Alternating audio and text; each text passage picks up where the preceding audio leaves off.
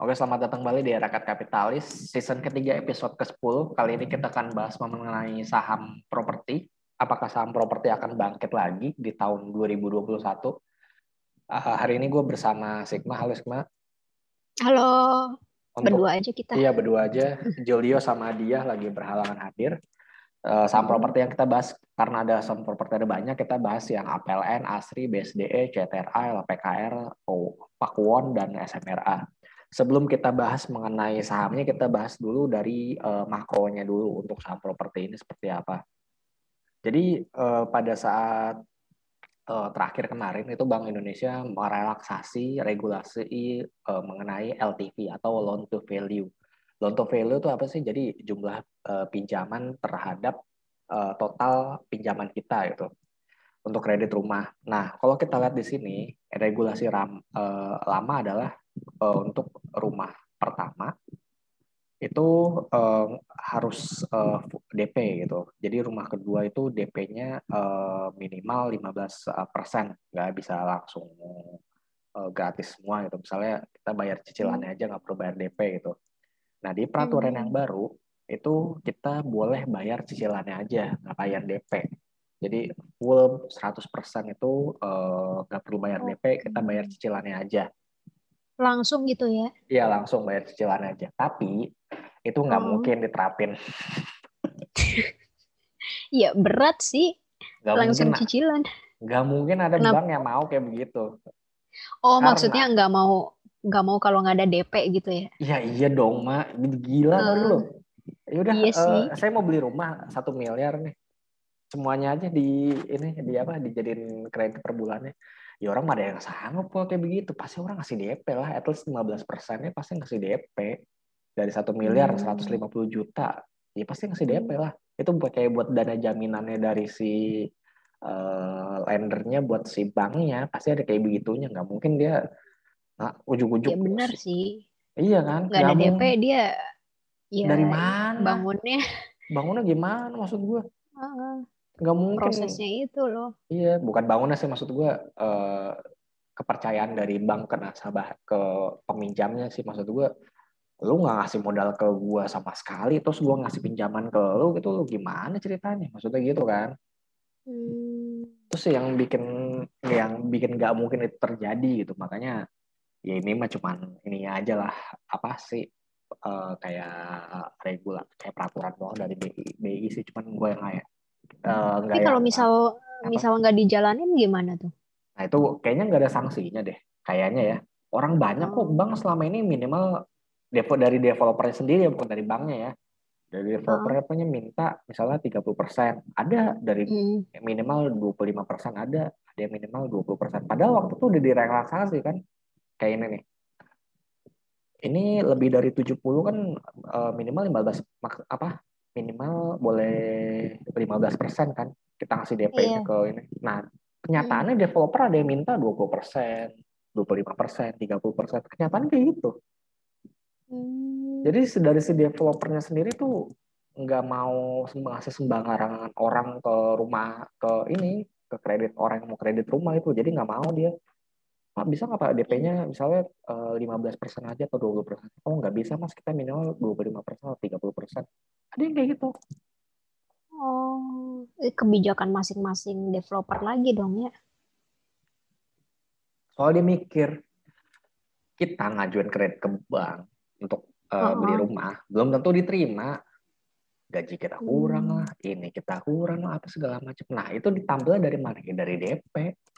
DP-nya gede, cicilannya Hmm. ringan, kita bisa masuk Hmm. skemanya si bank. Makanya si developer tetap I minta DP tuh see. kayak begitu. Biar cicilan Hmm. bunganya tuh biar masuk sama gaji kita. Intinya begitu. Oke. Nah, terus juga ini WNA atau warga negara asing ini diperbolehkan memiliki properti. Sebelumnya WNA itu harus menjadi warga negara Indonesia dulu, baru dia boleh punya properti di Indonesia, baru dia boleh beli. Sekarang dia Mm-mm. nggak perlu jadi WNI, dia bisa membeli properti di Indonesia. Terus juga properti hunian bertingkat di Jakarta sama Surabaya tuh udah dibebasin ya kepemilikan asingnya. Jadi boleh dimiliki asing, cuman tetap ada ambang batas atau thresholdnya untuk harga minimum untuk properti yang memenuhi syarat kepemilikan asing. Kalau Mm-mm. di DKI Jakarta tuh rumah tapak minimal itu harganya 10 miliar baru boleh dimiliki oleh asing. Kurang dari 10 miliar itu nggak boleh dimiliki oleh asing. Banten 5 miliar, Oh, kemudian Jawa Barat, segala oke. macam ini ya. Terus apartemen juga minimal tuh apartemen harganya 3 miliar. Kurang dari 3 miliar dia nggak boleh dimiliki oleh asing. Harus 3 miliar ke atas. Jadi ada pack-nya gitu loh. Biar orang Indonesia nggak jadi Gue pikir jongos nih, di negeri sendiri. iya sih, gue pikir kayak ini justru ini maksimal kepemilikan gitu. Kalau ini Enggak, malah minimum ya, minimum minimumnya, mesti beli. minimumnya, minimumnya tuh harga Oh, apartemennya minimum 3 miliar lu baru boleh beli apartemen itu jadi milik lo gitu. Kalau kurang dari 3 miliar lu nggak hmm, boleh beli, lu nggak boleh milikin. Jadi at least oke. dilindunginnya dari sisi itu ya. Maksudnya meskipun nanti banyak apartemen yang mahal-mahal tuh dimiliki asing ya mau nggak mau mau gimana. Kita daya belinya nggak cukup. Iya sih, susah.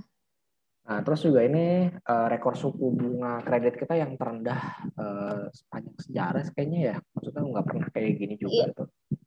Mm-mm. Program promosi kredit dari perbankan besar atau BCA tetap setahunnya 3,88%. 3,88. Gila. Tetap 2 tahunnya Kredit dari 4,88. perbankan. Oh, Iya, 3 tahunnya 5%, 5 tahunnya 6%, floating rate 8,5, yang waktu kredit 20 tahun. Ini sampai yes. 31 Mei 2021. Minimumnya Hmm, 278 juta, maksimum pinjamannya 10 miliar. Terus Bank Mandiri 388 juga, BNI 474. Ini kebetulan gue pakai BNI ya. Floating rate mm, 10%. Oh, mudah-mudahan gue masih dapat yang ini ya 10% floating rate. Terus oh, untuk 3 tahunnya 4,74, 2,3 tahun 6,74. BRI dia nggak ada program kredit, floating rate 9,9. BTN ini paling banyak ya dia kerja sama sama 11 pengembang. 2 tahun rate-nya 7,49. CMB Niaga ini yang paling tinggi kayak CMB Niaga ya 8,5. ush, apa Fixnya setengah. tapi fixnya dia 9,5% untuk 10 tahun. Hmm, oke. Nah, balik lagi nih untuk masalah beli rumah gitu. Sebenarnya kan ya pemerintah boleh lah ngasih relaksasi gitu kan. LTV diturunin apa segala macam gitu. Cuman ya balik lagi ada yang mau beli apa enggak. Intinya itu aja. Iya sih. Sebenarnya dari pemerintah tuh apa eh, ngasih subsidi untuk supply side-nya terus untuk di tuh gimana caranya itu loh biar orang tuh bisa beli rumah tuh gimana caranya untuk orang bisa beli rumah kan pendapatannya harus naik kan baru Iya, dia itu bisa sih beli yang rumah utama ya. itu yang utama kan Heeh. itu yang utama gimana ceritanya lu bisa punya rumah kalau pendapatan lu bahkan turun gitu loh Mm, banyak kan orang yang gajinya turun atau segala macem gitu gimana ceritanya lu gaji lu turun lu disuruh kredit rumah itu kan nggak masuk kan nggak masuk iya, eh, nggak masuk logika gitu kecuali emang kalau misalnya orang asing atau gimana macem itu bisa lah dia punya properti di Indonesia gitu tapi pun properti yang mahal bukan yang bangsaan di bawah 10 miliar itu susah kok dia mm, kalau mau milikin properti di sini. Yang penting tuh di situ sebenarnya gimana ceritanya gitu biar kita bisa orang-orang Indonesia itu yang kelas menengah bisa beli rumah intinya di situ. Dan kalau kita lihat di sini juga pertumbuhan kredit konsumsi sama kredit perumahan itu turun ya. Year on year turun. Memang kalau untuk mortgage loan-nya atau untuk KPR udah mulai naik nih, udah sedikit pick up. Nah, terus juga suku bunga kredit sama suku bunga deposito ini turun banget ya dari 11% sekarang hampir hampir 8%. Kemudian untuk deposit itu rate-nya sekarang udah 6%. Kenapa? yang yang di bawah itu apaan? Yang 17, 18, 19, 20. Itu tahunnya. Tahun 2015, 16, 17, 18, tahun Oh, 2020. oke oke. Ya sebenarnya ya turun semua sih, ya wajar ya karena memang kita lagi lagi resesi makanya turun semua untuk consumption loan-nya, mortgage loan-nya maupun pinjaman biasanya turun semua. Bahkan negatif Hmm, nih kayaknya untuk yang loan sama consumption loan-nya negatif. Soalnya mortgage-nya masih agak tumbuh.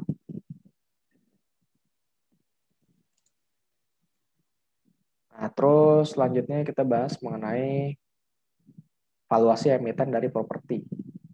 oke. Untuk valuasinya ini sebenarnya dari 1, 2, 3, 4, 5, 6, 7 ya. Dari 7 ini 4 mengalami kerugian. Jadi APLN, Iya. ASRI, PKR, dan SMRA atau Semarang Agung itu mengalami kerugian.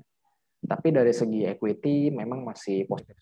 Belum ada yang, nggak ada yang negatif. Iya, kebangetan sih kalau negatif ya, properti equity yang negatif.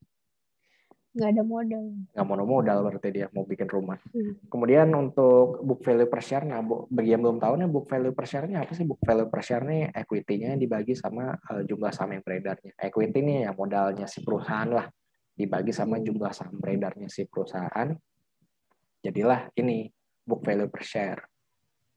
Dan kalau kita lihat di sini PBV dari emiten properti, khususnya APLN, ASRI, BSDE, CTRA, LPKR, POWON, dan SMRA, ini sebenarnya banyak yang di bawah satu ya. APLN 0,36, ASRI 0,5, BSDE 0,69, LPKR 0,46. Yang di atas satu itu adalah CTRA 1,25, POWON 1,5, dan SMRA 1,35. Dan apa ya, kalau gue bilang sih yang di atas satu ini memang apa ya, proyeknya emang banyak sih, maksudnya di luar Jabodetabek emang hampir ada di seluruh Indonesia kecuali si BSD ya. BSD ini memang hampir ada di seluruh Indonesia, cuman PBV-nya masih 0,69. Terus POWON juga proyeknya banyak, dia ada apa? Pakuan banyak mall juga kan Iya dia. banyak mall juga, banyak recurring income namanya, pendapatan berulangnya juga Recurring. banyak. Oh Iya iya. recurring income, pendapatan berulangnya juga banyak. Jadi mungkin itu yang ngebedain ya recurring income mereka yang lain dari perusahaan-perusahaan yang lainnya.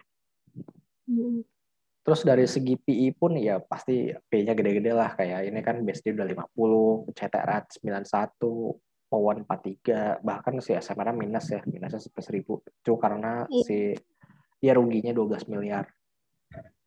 Kalau dari segi Sebenarnya kenapa? valuasinya emang bukan lebih ke pair juga sih ya kalau properti Iya kurang. emang kurang pas emang kalau lebih ke properti itu emang lebih ke price to book value-nya ya.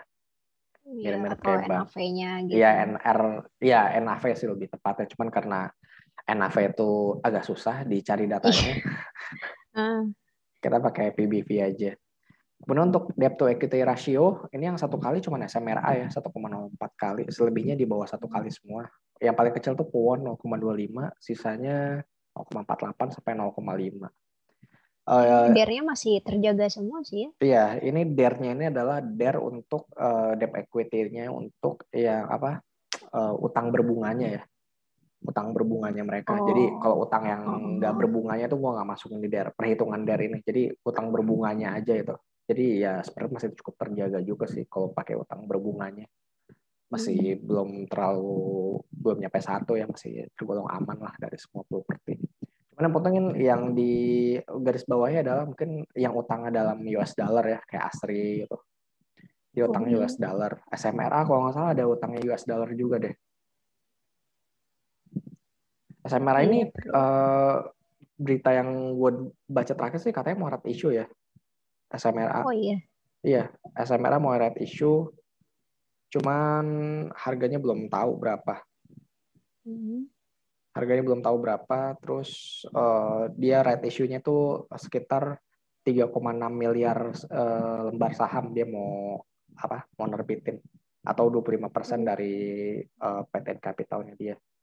Kemudian itu bakal disetujuin di ini ya RUPS LB kalau nggak salah. RUPS LB di tanggal 1 April 2021 mendatang. Jadi itu bakalan diputusin di RUPS LB di 1 April 2021. Nah, dari ketujuh emiten ini, lu pilihan lu yang mana sih? Kalau lu pribadi itu? Kayaknya yang paling masuk valuasi sih Pakuwon sih. Pakuan ya. Jadi perusahaannya masih sehat, itu bukan sehat dalam arti perusahaannya masih untung. Kemudian ya valuasinya memang udah di atas satu kali sih, tapi valuasi properti 1,5 kali juga sebenarnya udah lumayan banget ya. Iya, dan mungkin Ya karena dia valuasinya bagus, makanya kan lebih liquid dan Iya, itu kan bisa ningkatin PBV juga gitu. iya betul betul betul itu di situ juga sih. Hmm. Dan kalau yang paling murah di sini kan kita lihat APLN ya. Iya, secara PBV Iya, ya secara PBV PLN. ya, APLN. Mm-mm. Nah, dulu APLN Agung Agung Podomorolen lah itu kan proyeknya banyak ya di Ancol atau di Pik, Pantai Pantai Indah Kapuk sebenarnya yang banyak loh. Yang waktu dulu Mm-mm. iklannya Feni Rose. Kalau kalian ingat. Iya, Di dulu itu kan ya, iya, dulu TV kan apa gitu ya. iya, Sumarekon Agung apa segala macem. Itu Aha. Agung Podomorolen itu kan banyak dulu dari Iya sih. iklan-iklan gitu kan. Cuman pas Anjir, iya gue inget tuh tiap weekend iklan mulu ya. iya Hari terus pas Sabtu gitu. pas emang propertinya udah nggak booming lagi ya harganya turun. Jadi wajar lah kalau kayak gitu. Market cap terbesar di Hmm. sini ini ya Pakuan ya 26 triliun. Kedua itu Hmm. BSDE 23, kemudian CTRA 21 triliun, SMRA 12 triliun, ASRI 4,7 triliun, APLN 3,9 triliun. Ya kalau misalnya kita bicara growth sih pasti APLN ya yang peluang untuk kalau misalnya dia balik untung lagi untuk balik lagi ke 500 ya sebenarnya sih APLN. Cuman belum tentu juga dia balik ke 500, belum tentu. Bisa aja cuman 300 atau 200 itu peluang ke situ paling ada. Ada lah kalau misalnya kinerjanya balik lagi ya normal. Kalau misalnya masih rugi juga ya mungkin bakal turun lagi harga sahamnya. Oh, dia lama juga ya harganya tuh di kisaran 100 gitu di bawah 100. Iya, yang lama dia di bawah 100. Hmm. Oh, Nah, mungkin langsung mungkin apa oke. kita lihat chartnya aja ya. Mungkin untuk Hmm. yang apa tuh APLN ya. APLN bahkan waktu kemarin-kemarin tuh sempat di 80 ya. Baru Iya tahu. tadi sempet 70 sih. Low Iya, 75 lowas di 2020. iya memang dia paling tinggi tuh di 325. Ya, seperti yang udah gue bilang tadi kan, 480 Oh. waktu zaman-zamannya dia ya paling tinggi ya paling 480 belum nyampe belum pernah nyampe gope kan maksudnya. Hmm. Dan Kalau oke deh. 300 berarti sekitar 0,7 kali ya ininya Iya, PBV-nya ya. masih 0,7 kali. Hmm. Oke, mungkin kita lihat aja langsung ini ya, teknikalnya seperti apa itu. Kalau kita lihat teknikalnya di sini sih, sebenarnya kalau secara Fibonacci ya, Fibonacci target selanjutnya di 282 sebenarnya untuk si APLN. Dan sekarang pun juga udah di level 0,38, 38 sampai 0,5 apa 50% sama 38,2%. Ya, kalau nggak ada arah melintang sih mungkin bisa naik lagi kalau misalnya naik dari 188 sebenarnya untuk sama PLN. Hmm. Untuk jangka pendek sih trennya masih bullish ya. Jangka pendeknya supportnya terus naik. Cuman ya gua nggak tahu nih dia apa dia bakal ngebentuk yang modelan kayak gini nih. Gua nggak tahu deh. Kalau ceritanya Iya kayak sih. gini sih sebenarnya bagus ya. Ini bakalan positif ke depan. Kalau misalnya si Hmm. APLN ngebentuk pola ini. Apa namanya? Iya. Kalau Ascending dia bikin triangle. Ascending bikin triangle. wave dulu gitu loh. Ya, asal masih tetap dalam pola ini ya, dia nggak break support itu loh. Kalau masih ada pola ini Aha. ya, ini masih peluang naiknya masih cukup besar sebenarnya. Hmm. Sebenarnya terus kita bahas apa lagi. Ini ya Asri ya, Oke, Asri. Asri, Asri. Wah, sideways juga ya. Ternyata banyak Hmm, properti yang sideways. Asri sama ya, mirip kayak PLN. Masih di Mirip-mirip ya. 0,38 sama juga sih kalau si APLN ini Oh, level harganya nggak beda jauh juga nggak sih. beda jauh juga. Gue Hmm. mikirnya kayak cup and handle nggak sih, Mak? Kayak apa? Cup and handle. Cup, cup handle-nya mana tuh? Handle-nya ini nih. Kejauhan nggak sih? Oh, yang sempit itu ya. Iya, handle-nya ini. Hmm. Mungkin mau bentuk double bottom kali, turun dulu gitu kan, baru Ininya ntar naik lagi. candlenya ini ya bisa aja kayak gitu sih, bisa aja kayak gitu. Iya sih. Kalau misalnya ini ya mungkin lihat Astronaci ya, kita bukan ahlinya teknikal itu, cuman untuk teknikal dasar ya kita bisa lah. Yoi. Sederhana aja kita mah. Ya, kita sederhana-sederhana aja, kita bukan advance kayak Astronaci. Kalau misalnya kalian pengen yang teknikal yang advance banget ya kalian bisa nonton Astronaci sih. Kalau kita lihat kayak gini dia masih apa sideways di area sempitnya di sini sih. Kalau tadi si APLN udah dia lebih ini ya, lebih ada ininya gitu. Kalau si Asri emang udah sideways di sini. Hmm. Agak beda di situ sih mak palingan. Dia Oh, sideways-nya si Asri udah lebih lama dibandingin si APLN tadi. APLN. Iya. Kemudian kita beralih ke bentar. Ini Asri ya masih kita masih butuh konfirmasi naik di 260 dulu baru bisa melanjut ke penguatan. Hmm. Kemudian BSDE ya. Wah, BSDE turun dalam ya. Iya, hari ini tuh properti turun 1%. BSDE kita lihat di sini. BSDE karena tadi turun ya, sekarang udah di mau level 38,2% lagi, ya 1170. Kalau jangka pendek sih ya udah patah ya bullish si BSDE ya. Kalau kita lihat di Oh, sini jangka pendeknya ya, kalau kita lihat jangka pendeknya udah patah sebenarnya. Cuman bisa aja besok nanti naik lagi, itu bisa aja mungkin terjadi. Cuman kalau dari jangka pendek kemungkinan bisa ngelanjutin pelemahan untuk sampai BSDE.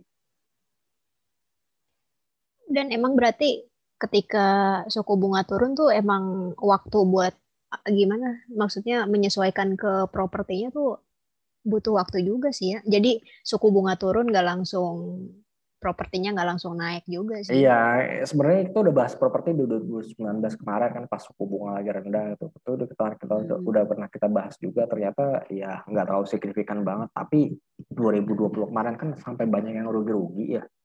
Sampai kayaknya tuh Ah, 2020 tuh sampai sakit kacaunya banget gitu, sampai lockdown iya. segala macam. Jadi ya kalau misalnya ada perubahan sih, gue rasa properti banyak yang positif sih kinerjanya di 2021. Seharusnya ya, Hmm. seharusnya. Hmm. Baru mau pick up tahun Baru ini mau pick up mungkin tahun ya. ini. Belum, ini bukan udah puncaknya Lebih belum. ah, Baru mau lebih ke ya recovery dulu gitu recovery loh. dulu lah ini mah. Belum ada Ah, apa-apanya. iya, Jangan mimpi nunggu kayak tahun, jangan nunggu konsumsi naik dulu. jangan mimpi kayak tahun 2013 kemarin lah. Itu masih jauh gue bilang. Iya ya 2000 lagi Iya, jaya-jayanya ya. jaya-jaya properti itu. Nah, kemudian ini CTRA ini tergolong bullish ya sebenarnya sahamnya. Gue baru mahal. CTRA. Iya Iya, sih. CTRA mah bullish loh ini. CTRA Lebih lebih liquid juga nggak sih iya, kalau secara liquid. volume? CTRA ini termasuk bullish ya. Cuman ntar ini ada resisten lagi nggak di sini? Ya belum nyampe resistennya sih, tapi at least dia udah tergolong bullish untuk jangka pendeknya sebenarnya. Di Februari naik terus. Iya tuh. Di Februari naik Dari terus. dari Oktober kalau Iya, mau ditarik tuh ya. iya kalau dari Oktober ya Hmm. naik terus naik. Cuman kalau dari jangka pendeknya Februari itu memang masih terus naik untuk sahamnya. Ini masih boleh lah ini di hold sebenarnya. 800 ke 100 sih ya. Bikin Iya, support baru terus gitu. iya bikin support baru terus nih boleh lah ini ditahanan. Bagus nih cara Hmm. udah secara teknikal. Iya, Boleh lah ini. Target selanjutnya kalau misalnya dia lanjut bullish ya, ini di 1384 untuk selanjutnya. 1384. Iya, Oke. terus cara Fibonacci seperti itu. Ini kita pakai ini ya, pakai apa swing high-nya dia ya, maksudnya kan di Hmm. sini nih, teman targetnya dia di 1384. CTRA oke, lumayan bagus CTRA. Kemudian saham selanjutnya apa ya tadi ya? CTRA, Eh, P1 bukan sih? Powon ya, Hmm. Powon, Powon kita lihat di sini. Udah lari juga dari Udah titik lari juga 300 ke sebenarnya. 500. Hmm. Itu ada gap ya. Pawon ini bisa dibilang masih bullish lah ya, Maya. Ya sih. Gue tuh Masih kalau ada gap kayak gini langsung gimana gitu. ya mana nih gap di sini? Enggak di itu tuh bulan November tuh. Bulan November. Oh ini. Itu. Ah, ah. Maksudnya gue kadang kalau ya maksud sekecil apapun gapnya kayak lebih waspada aja sih. Oke, oke, oke. Ah, ah. Ya, di sini lah ya bisa dibilang Iya. gapnya Ya sih. walaupun sekarang sebenarnya dibilang sideways juga sih kalau P1. Kalau ini ya, kalau kita lihat pakai garis besar big picture-nya gitu ya. Kalau di short termin lebih sideways gitu. Oh iya, iya, iya. Di Dari sini awal maksud lo ya. dari akhir Desember. Hmm. Di akhir Desember berarti dari sini dong.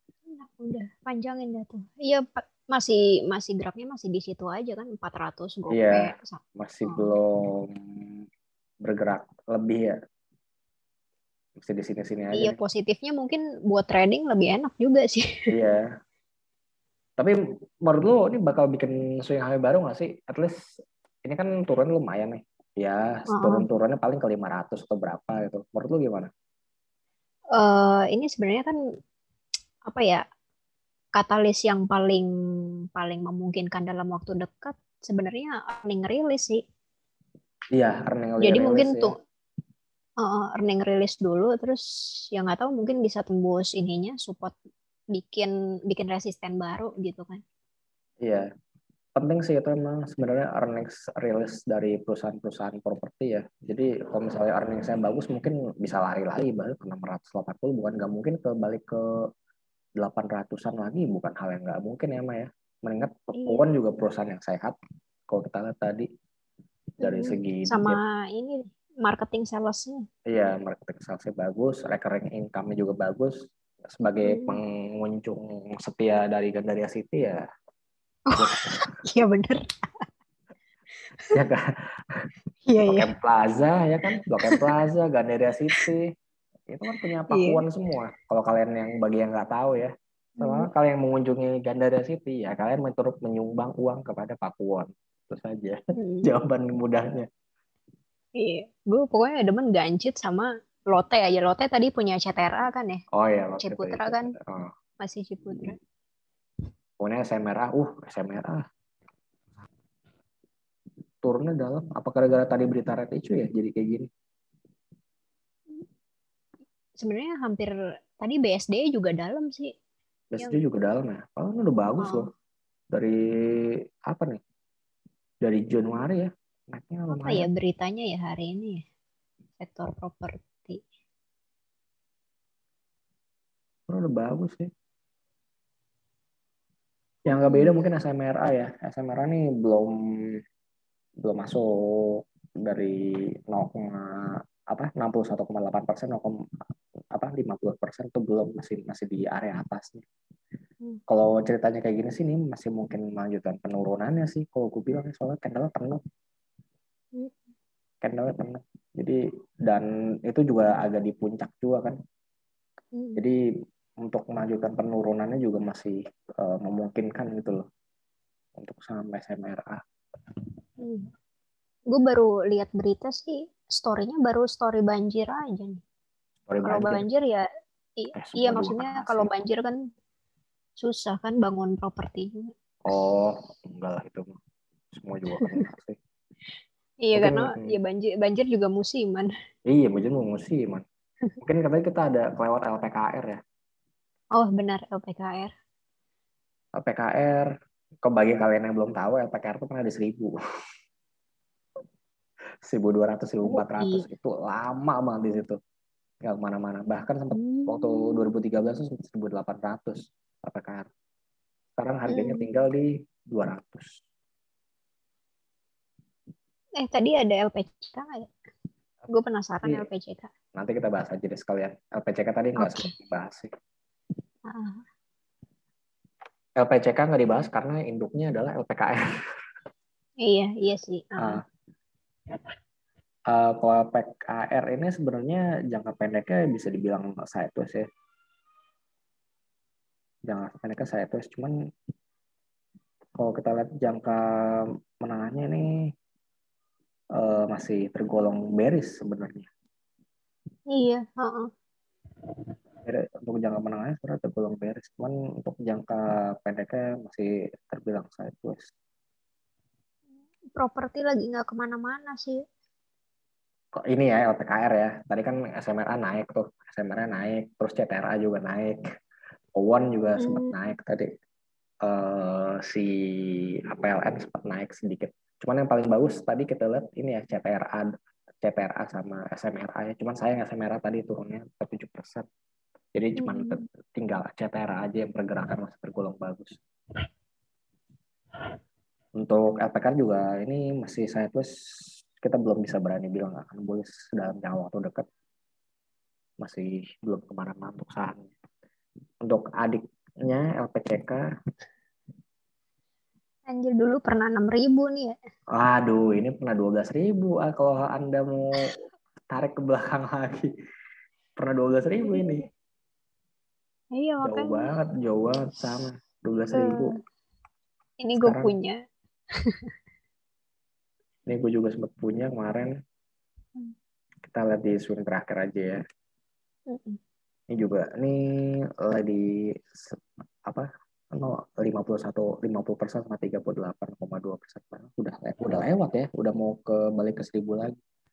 Iya, hari ini Jadi 1.100. hmm, jadi Aduh. untuk jangka pendeknya memang jangka menengahnya memang bearish, cuman untuk jangka pendeknya udah lewat dari sideways sih ya Maya. Sideways kan di sini nih. Hmm. Oh, iya maksud lo ini ya udah mulai turun lagi gitu Iya ya. udah mulai turun lagi. Kita lihat supportnya di 1.000 ya nanti kayak gimana. Iya. Kalau Oh, misalnya mudah-mudahan 1.000 bisa ketahan sih. Kalau 1.000 semoga. bisa double bottom ini. Kayak lumayan kan dari 1.000 balik lagi ya. Iya. Berapa? Asal Kayak sepuluh asal ribu gitu. asal earningnya bagus ya. Kalau earningnya bagus bukan hal tidak Ah, mungkin itu. Itu aja intinya. amin.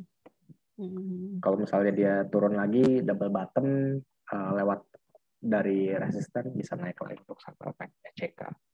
Itu yang kita harapin bersama. Ya mungkin itu aja ya dari kita untuk pembahasan saham properti. Ya mohon maaf kalau misalnya banyak yang kurangnya. Itu udah yang kita maksimal dari kita untuk membahas saham emiten properti dari valuasi, dari industrinya, kemudian dari teknikalnya udah kita bahas semua. Mudah-mudahan cukup membantu bagi kalian. Jangan lupa untuk like dan subscribe akun YouTube Rakyat Kapitalis. Jangan lupa untuk follow Twitter kita juga di Rakyat Kapitalis. Kalau ada pertanyaan bisa kirim email kita juga di rakyatkapitalis@gmail.com. Podcast ini juga bisa didengerin di Spotify dan Kurio di Rakyat Kapitalis. Hmm. Dan disclaimer, segala rekomendasi dan analisis saham oleh Rakyat Kapitalis melalui YouTube dan podcast hanya opini pribadi. Kami tidak bertanggung jawab atas keuntungan dan kerugian yang Anda alami dari aktivitas investasi yang Anda lakukan. Gue Farhan dan Sigma pamir undur diri dulu. Kita akan berjumpa kembali di episode berikutnya. Bye-bye. Bye.